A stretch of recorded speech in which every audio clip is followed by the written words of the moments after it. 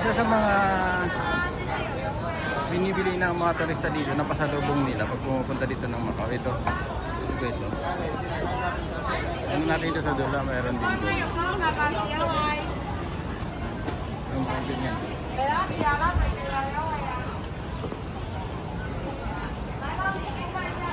Ay, marami yan.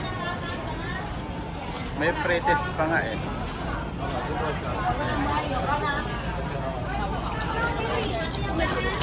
Ayun, meron din yan. Ang dami yan.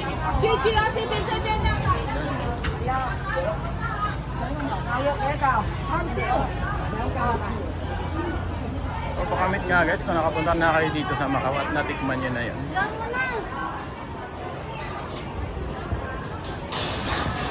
Dito meron din. Kada kanto meron ganun eh. Yan yun. Yung tinatawag ko, bumili daw ako. Sa kabila, tingnan din natin. Ayun.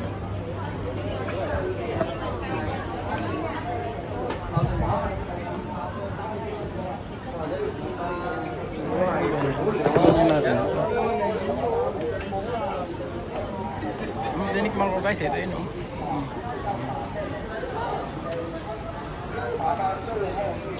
Parang ano, parang medyo matigas na tosino.